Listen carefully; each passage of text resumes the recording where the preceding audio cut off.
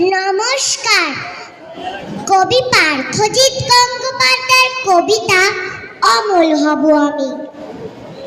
অমল তুমি আছো কেমন, হয় না লেখা চিঠি, স্কুলে রোজ ঝগড়াঝাটি, বেজায় খিটমিটি, একটিও নেই বন্ধু আমার, ভীষণ লাগে একা। তোমার সুধা আছে কেমন, তার সাথে হয় দেখা, ফাফটুতে আর ভাল লাগে না, অমল হব এবার। এসব শুনে চিৎকারে মা কাঁপায় বাড়ি, নেভার। আদর করে ডাকলো কাছে, বলল বাবা, ছিছি, ঢের বুঝেছি, সত্যি তো নয়, বলছো মিছিমিছি।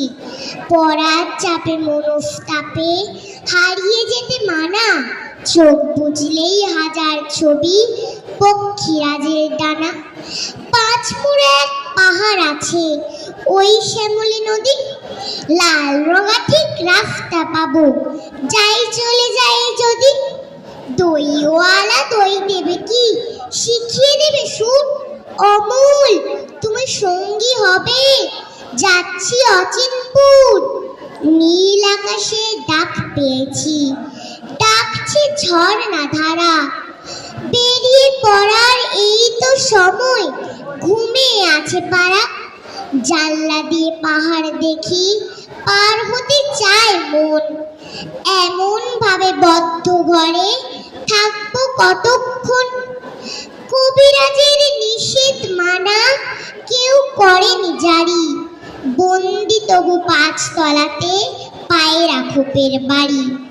রাজার চিঠি চাই না আমার, কি এলো আজ খামে, বন্ধু অমল খুশির চিঠি লিখলো আমার নামে।